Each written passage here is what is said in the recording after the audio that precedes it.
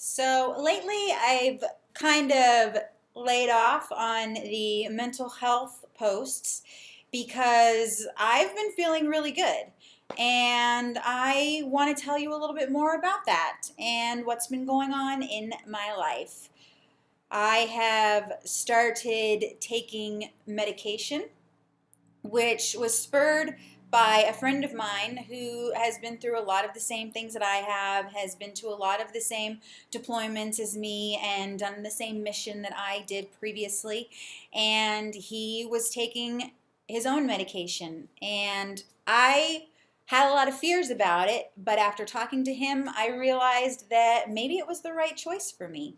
So stick around and I'll talk to you a little bit more about what my experience has been with my anti-anxiety meds and some of the thoughts and feelings and things that I have noticed since I started back in December. Thank you, and I hope you stick around. Please hang up and try again. So like I said, back in December, I kind of reached a breaking point. I realized that somebody that I work with was a pretty big trigger for me. There's nothing against him, nothing that he does wrong, but he reminded me very viscerally of something that I went through when I was in high school. And no matter how good his intentions are or the type of person that he is, it affected me internally and physically. My heart would start to race. I would get mad at him very easily, very frustrated with him. And it didn't matter if what he was saying was true and reasonable. He could be telling me that the sky was blue, and I'd be like, I don't like you. No, the sky can't be blue. It's probably like dark purple. Shut up. And in here, I knew that it was a ridiculous reaction, but it was difficult for me to connect what I was thinking to what was also going. I had racing thoughts going through my head, and then every once in a while, stop it, Amy, that's too much. No, that's not real.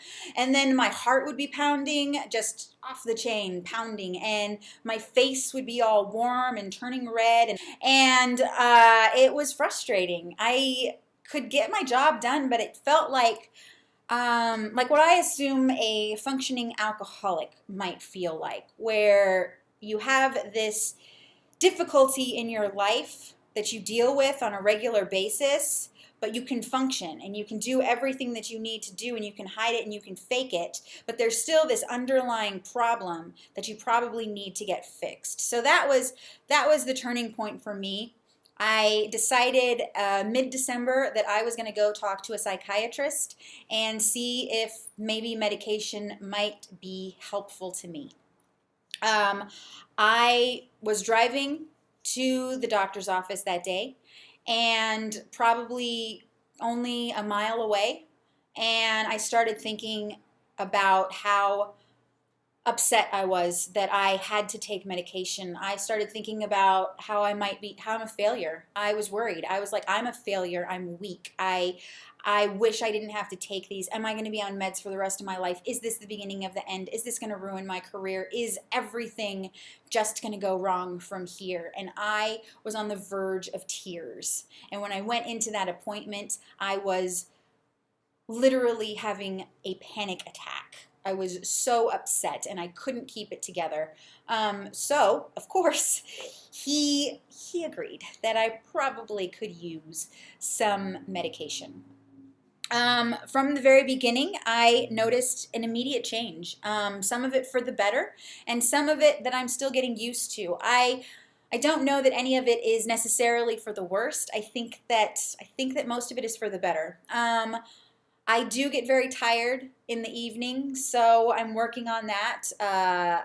But while I am getting more tired, my motivation has increased. So things that I wasn't doing because of my depression and anxiety, like sometimes keeping the dishes done on a regular basis, or doing the laundry, folding the laundry and putting it away.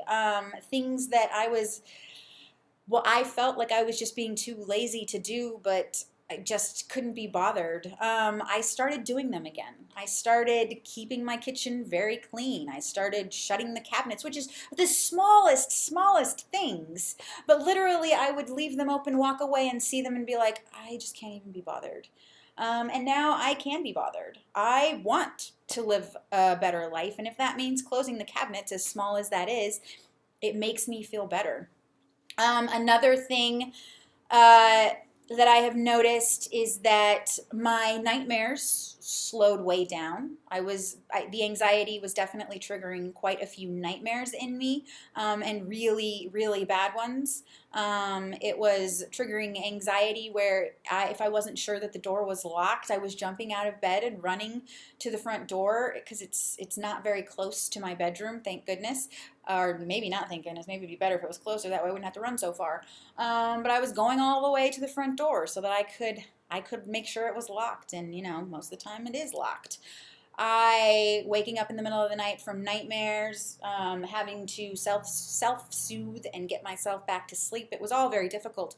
I hired a trainer back in July of last year, and I was skipping most of my sessions, canceling them ahead of time because I just couldn't be bothered to get up and go when I needed to, or to go after work when I needed to. None of that, even though I was paying for it. It wasn't, I just couldn't do it. And now I've been going steadily. I have only missed a couple of those, and usually it is for a dang good reason and not just because I don't really want to go. I have also I can go to work. My coworker does not bother me nearly as much, and we are working really well together. I am very excited, and I feel so bad for kind of the things that I put him through. I am treating my mother better because she is a trigger for me. She's the last connection to, a time period in my life that I would rather forget. I was treating her poorly, and I couldn't understand why, because I love her so much and I care so much for her. Why was I treating her so badly? So those are some good things that have happened. Some things that I don't really love. I don't get as excited about things as I used to. But that's just kind of, I have to reset my threshold. Previously, I am sunshine, rainbows, love it. I am so excited for everything. And my best friend recently got engaged in January, and I am excited. But I don't get the same physical reaction that I used to, and that was hard to realize that. But luckily, I had a couple months before she got married, because she got married very quick. She wasn't pregnant, she's not dying. I already asked. I had a couple of months to kind of get used to it and to be like, all right, reset my threshold. Just because that my heart's not pounding and I'm not very excited doesn't mean I'm not happy and excited for her. I just have to figure out this new way of being, and that's kind of what I did. Now I have to focus on what I think. As soon as she says something and I'm like, oh, that's a good thing, I'm like, yes, I do it. Those old skills, fake it till you make it, are, I am just putting it out there for everybody. Yes, I am excited. Yes, I am thrilled. Yes, I am all of these things. I love you, and you're great, and you're wonderful. Let me get it out there and show you.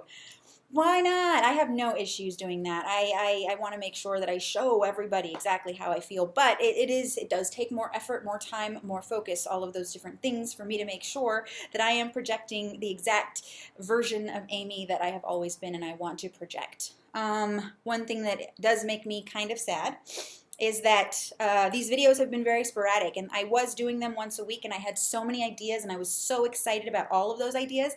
I was inspired. And I think that a piece of that has kind of waned. And so I have to, when I get inspiration, I need to write it all down.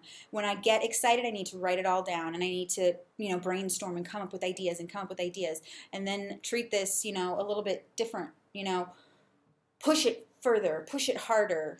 It's not nearly as easy as it once was. So my inspiration is a little bit waned, and that makes me a little bit sad.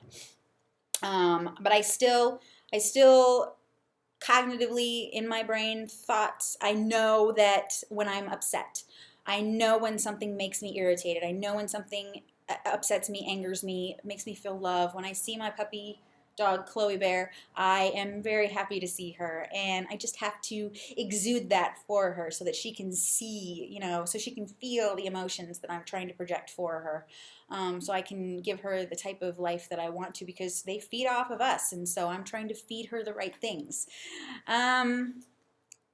One thing that I have noticed since then, and I've been thinking a lot more, being a little bit of an odd duck, and I've heard this from a couple of my friends recently.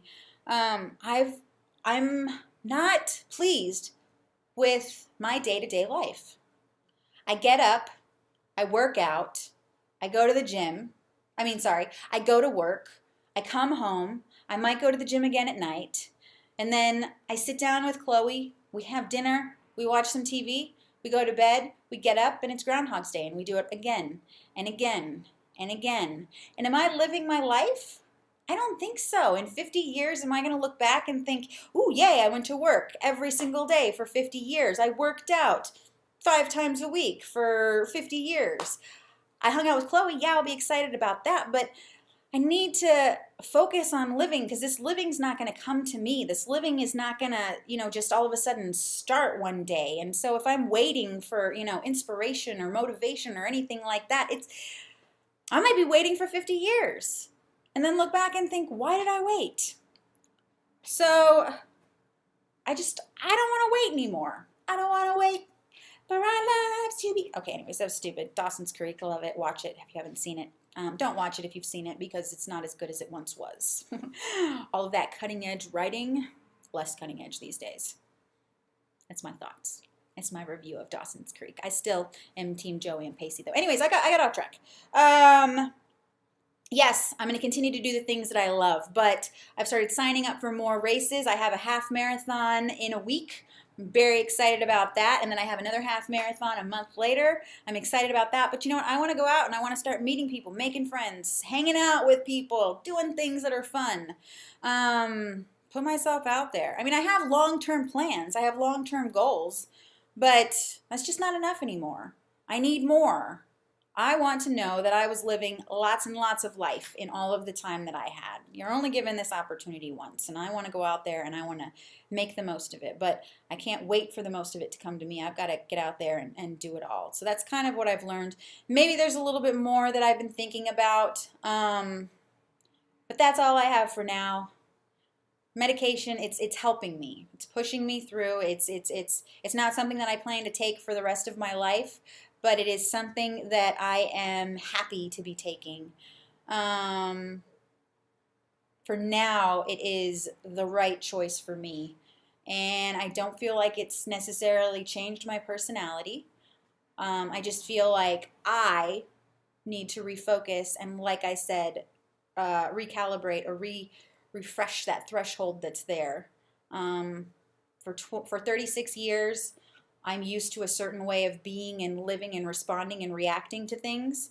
Well, now my reactions, I want them to be the same, but the stimulus is different. I can't wait for that internal visceral reaction anymore. When something happens, I need to recognize it, see it, and respond the way that I want to. And that's the way that it's going to be. Recalibrate. That's all I have for now.